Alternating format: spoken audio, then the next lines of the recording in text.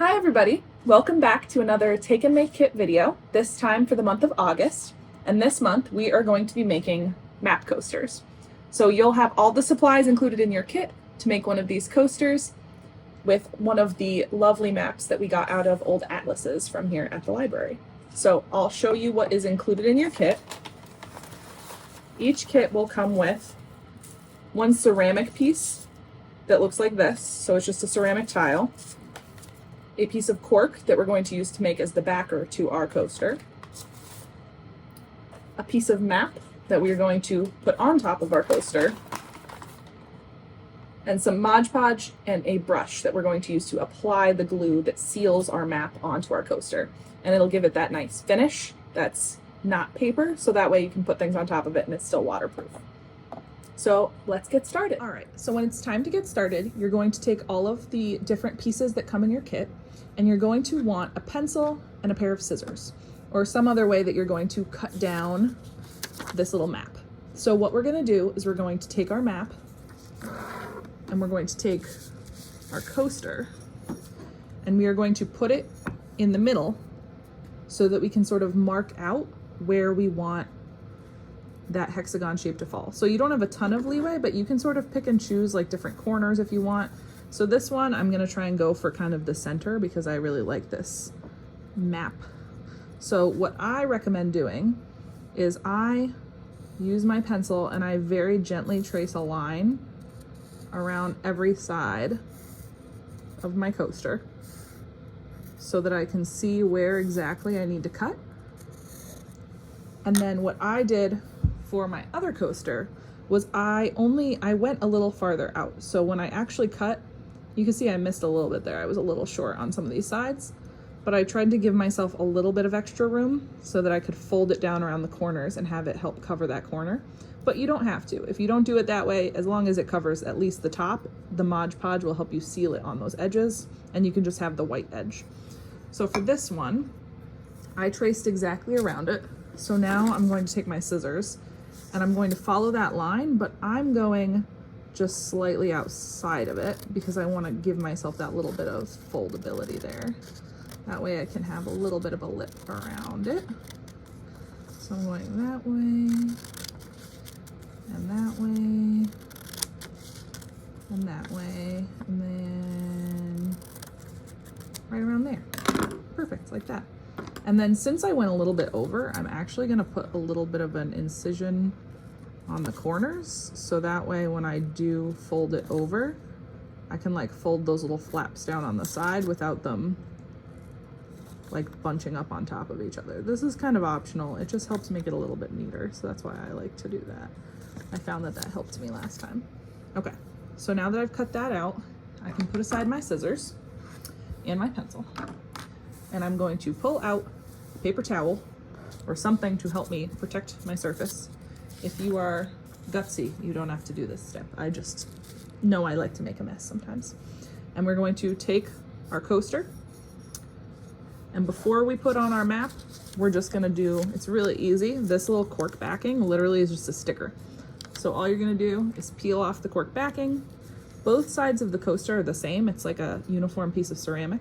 So you can just flip that over and position this sort of in the middle. It has a little bit of room on the various edges. So you can place it like that and just rub it in place. You'll see it gives a little bit of room on all the edges. You can also wait and do this at the end if you want, like especially if you leave your map particularly long and you want to fold it all the way over and then cover it with this just to hold it in place, but I just wanted to do mine first.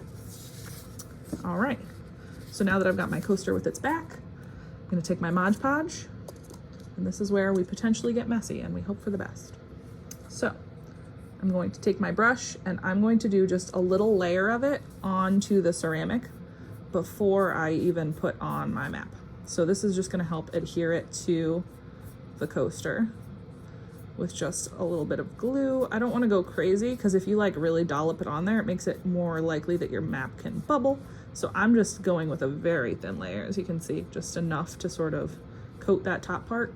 And you can go in a little bit if you want on the sides and do the sides to help you avoid it not sticking on those sides.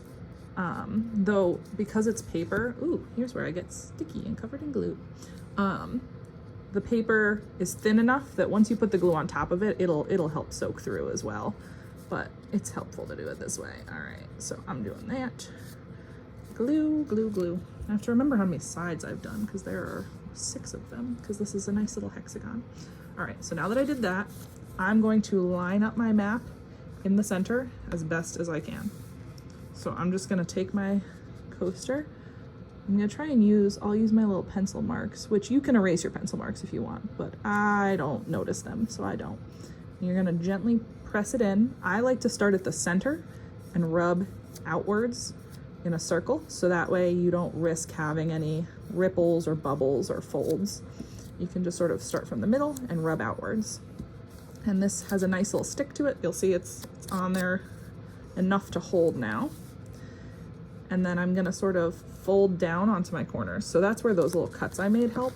Oh my goodness, there is paper towel that it's stuck to now. So I'm just gonna hold it up. So I'm gonna rub those down. Like I said, those little creases help me because now I can just sort of fold it over onto the little side. And this is where the glue on the side really helps because it makes it way easier to fold over and have it actually stay for you before you have the glue to apply. And see, this side I may have gone a little long on, so I'm actually gonna pull my scissors back out and trim a little bit more off of this side because we can't be perfect. So it was just not totally even. So I'm gonna trim a little bit off on this side and this side. Make sure my little corners cut. Woo. I think I got, oh no I didn't. I thought I got paper towel all over that. Crafts are always trial and error, my friends. All right, and then rubbing that down, perfect. So now that I have that mostly down and in place, I'm just gonna cover this whole thing in my Mod Podge.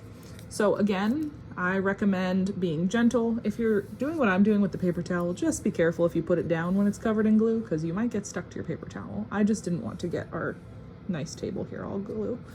So I'm gonna, again, I'm starting in the middle, but you can just pick a side to start on.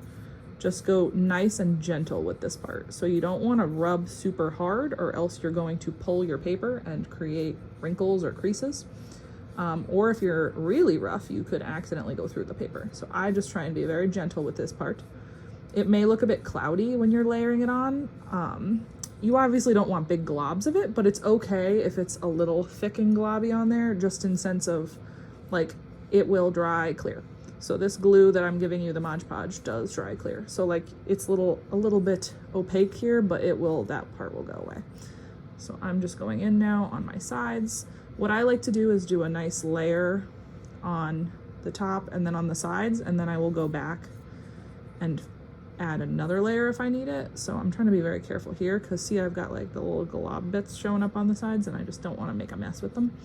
It'll get stuck on the top there. So I'm just trying to be gentle. And then if I need to go across the top to get it, I just take gentle strokes across the whole top because that helps me keep that texture pretty level and even. This sponge brush is helpful for trying to avoid brush marks all over the place, but you may still get them. It's not obviously going to be perfect. If you want to try and eliminate them, you can also do this where you kind of like go in different directions with it and go back and forth a little bit, try and reduce some of that. But like I said, you won't see the glue as much once it's dry because it will dry clear. So you'll see a little bit of that texture there, but not a ton. So I'm just going in with this like so. And do a little bit more on the top here like that. And again, I'm trying to be careful because I can feel that the paper is now nice and wet and I don't want to risk ripping it. And sometimes you'll see like there's a little bit of bubbling in a corner, like you can see a little bit there. And actually on my sample, it did that and then it dried completely fine. So sometimes it just does that while it's wet and then it'll settle back into normal. All right. Ooh, nice and gluey. Don't be afraid of glue here. All right, so now, and I'm just kind of, I'm going in and letting my fingers get a little gluey just to be able to flatten these sides down as nice as I can. But now, look at that. It looks nice. And I'll let this dry. Let my glue, try and get some of the streakiness out of it, but I will let it dry with a little bit of glue on top. The glue is good because it will seal it, and that way, when you put drinks and things on it, you're not gonna end up getting the paper wet because it's nice and sealed with that glue. So now that I have done that, I'm gonna let that dry. I would give it at least 10 to 20 minutes, or just however long you feel comfortable leaving it until it looks dry. And then when it is dry, you'll see it's still a little glossy and has a little bit of marks. Don't mind the glue I just got on it, but it will look more like this. So this is our new one. It's nice and dry. This is one I made a couple weeks ago, and it's gonna look like this.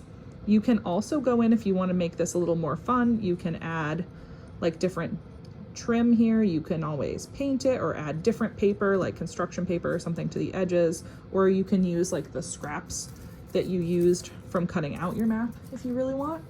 And we gave every kit a piece of map, but if you really want, you can use any map you like. If you find a map of home, you can use printer paper for that. This is just the kind of paper that comes in like guidebooks, so it is like a little bit of a thinner paper, but printer paper should work as well if you want to do it that way. So this is what your finished product is going to look like. All right, thank you so much for tuning in and watching this take and make tutorial video on how to make map coasters. This take and make kit was themed for our summer reading program this summer, which is Adventure Begins at Your Library. So feel free to check out all kinds of other fun things going on at your local library, including here at the Albright Memorial Library. And feel free to check out other tutorials on our YouTube channel, follow on social media, and please feel free to send us pictures of your finished products. So send them to us or tag us in them on social media at the Scranton Public Library. We'd love to see what you create. Thank you so much, and we'll see you next time.